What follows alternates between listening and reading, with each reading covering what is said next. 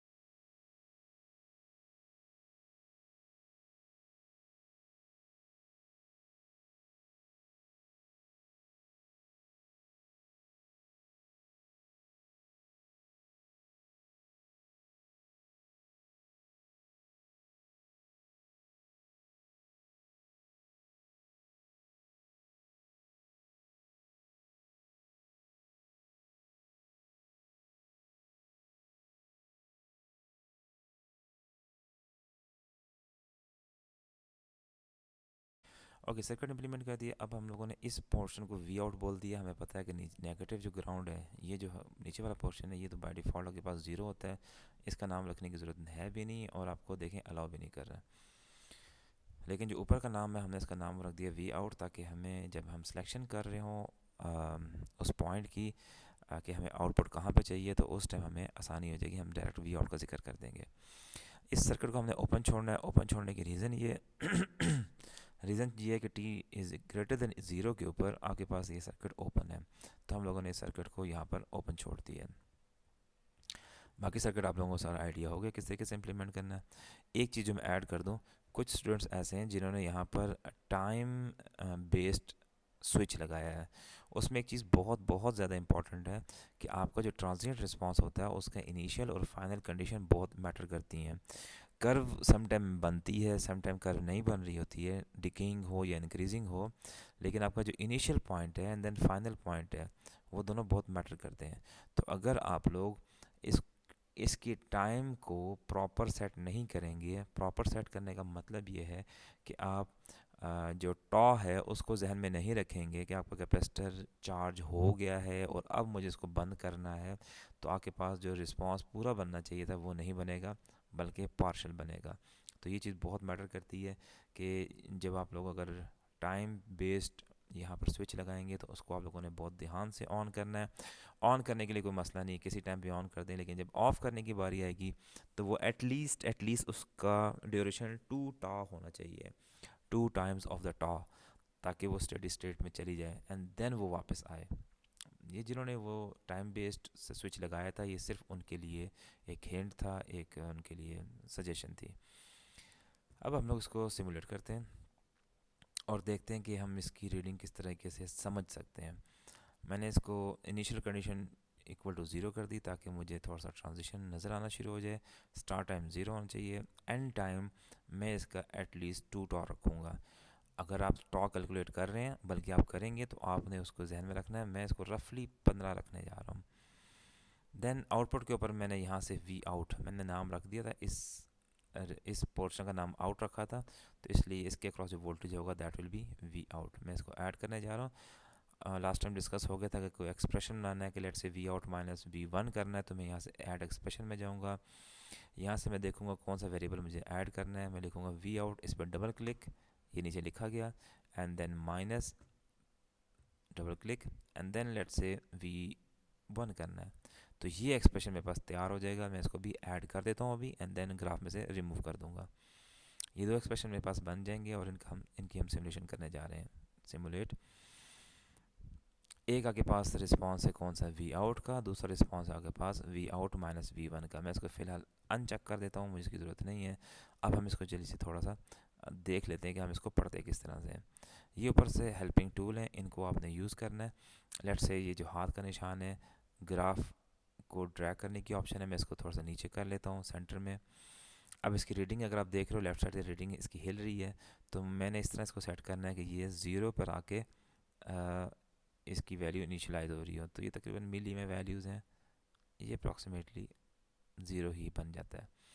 And then इसकी value finally increase होकर किसी पॉइंट पे जा रही है, 7.6 से उसकी वैल्यू कम है, कितनी हमें नहीं पता। अब हम इसको भी देखना सीख लेते हैं। एक तो है रफली एस्टिमेट करूँ, ये 0 है, ये होगा आई थिंक पता नहीं कितना, 7.6 को डिवाइड बाई 3 कर दें, वो ये पॉइंट बनेगा। एंड देन उसमें ऐड कर दें उसी का पोर्शन, तो ये बन जाएगा। एंड देन उससे कुछ ऊपर वैल्यू है, मुश्किल है रीडिंग लेना। आप फ़ौरन यहाँ पर आ जाएँ, शो कर्सर्स के ऊपर चले जाएँ। यहाँ पे आपके पास एक बॉक्स आ जाएगा, इसमें देखें आपके पास एक्स एक्सिस और Y axis, x1 y1 x2 y2, ये आपके पास 4 रीडिंग आ रही हैं, बाकियों को फ़िलहाल आप छोड़ दें। अच्छा, अब हमारा कंसर्न या फोकस कौन सा है? एक्स एक्सिस पे तो टाइम है, हमें टाइम का लेना देना ही नहीं, हमें एम्पलीट्यूड देखना है, वाई एक्सिस देखना है। तो अब हम y1 देखेंगे या हम y2 की रीडिंग देखेंगे।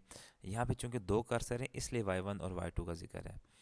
y1 का मतलब 1 वाले कर्सर की रीडिंग, और y2 का मतलब 2 की रीडिंग। 1 0 पे खड़ा है इसलिए इसकी रीडिंग देखे नहीं आ रही, और y2 को हमने फोकस करना है। तो y2 की इनिशियल वैल्यू अगर हम देखेंगे, मिनिमम वैल्यू कहाँ पे जा रही है, तकरीबन ये 0 से स्टार्ट हो रही है, एंड देन ग्रेजुअल इंक्रीज होते हुए 3.6, 4.4, और स्टडी स्टेट पे जाकर हम देखते हैं कितनी वैल्यू आ रही है। ये तकरीबन स्टडी होगी यहाँ पे वैल्यू, तो आपके पास 6 इसकी वैल्यू बन रही है। ये चीज़ आपको पता होनी चाहिए। अच्छा, अब मैंने ये देखना है कि क्या मेरे पास जो 6 आंसर आ रहा है यहाँ पर एम्पलीट्यूड में, क्या ये ठीक है कि नहीं ठीक है। अगर आप जो गौर करें तो ये तकरीबन 2.5 टाइम के बाद, 2.5 सेकंड के बाद इसकी वैल्यू स्टेबल होना स्टार्ट हो गई है। तो कोई स्टूडेंट अगर 5 का ग्राफ बनाता है, इससे भी कम 4 का, 3 का, तब भी स्टिल आपकी वैल्यू स्टेबल होगी। अब मैंने देखना है कि ये जो 6 आंसर आ रहा है, क्या ये स्टेबल है, क्या ये एग्जैक्ट है। तो ये चेक करने का बहुत आसान तरीका है। मैंने, अगर आपके पास, आपने इसको दूसरे मैनुअल वे से सॉल्व कर लिया है, कैलकुलेशन निकाल ली है, तो आपके पास कुछ इस तरह का एक्सप्रेशन बन रहा होगा। इस एक्सप्रेशन के अंदर आप देखें तो V not of T is equal to 6 minus 10/3 e की पावर -2 टी है वोल्ट में।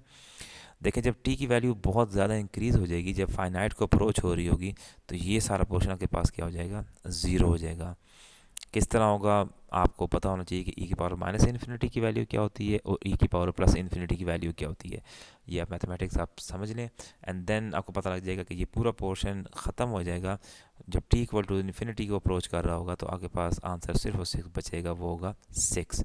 सो 6 वोल्ट आपके पास यहाँ से नज़र आना स्टार्ट हो गए हैं कि ये 6 वोल्ट आपके पास y2 के अगेंस्ट नज़र आ रहे हैं। y1 थोड़ा सा में से हिल गया, इसलिए वो नेगेटिव रीडिंग दे रहा है, आप उसको भी ड्रैग कर सकते हैं अपनी मर्जी से। आई होप कि आपको चीज़ें क्लियर हो गई होंगी। अब आप लोग मैनुअल खोलें और आपके जो रिमेनिंग पोर्शन है, क्वेश्चन है, आप उनको पहले सॉल्व भी करेंगे, एंड देन उन सॉल्व करने के बाद आपने सिमुलेशन बनानी है, और सिमुलेशन को आपने हाईलाइट करना है कि सिमुलेशन, लेट्स से आपका इसका एक्सप्रेशन तो मैंने आपको बता दिया, इसका एक्सप्रेशन है V not of T equal to 6 minus 10/3।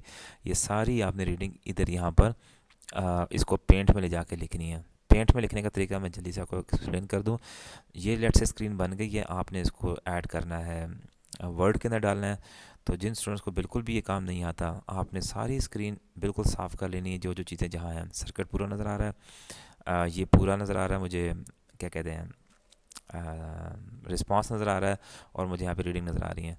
मैं फ़ौरन जाऊँगा इस पेंट, यहाँ पे सॉरी एक बटन होगा, उसका नाम होगा PRTSC, प्रिंट स्क्रीन। मैं उसको प्रेस कर दूंगा, एंड देन प्रेस करने के बाद हम लोग पेंट में जाएंगे, और यहाँ पे जाके मैं Ctrl+V कर दूंगा। तो ये पूरी स्क्रीन मेरे पास यहाँ पर पेस्ट हो गई है।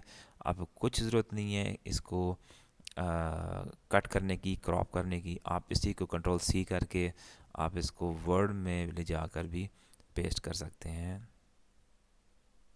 Let's say blank document open किया, एंड देन ये मेरे पास स्क्रीन की पूरी आ गई है। ठीक है, आई होप को आपको चीज़ें सबको क्लियर हो गई होंगी। किसी को इश्यू हो तो बेशक आप लोग इसके कमेंट में पूछ सकते हैं। Thank you so much. अल्लाह हाफिज़।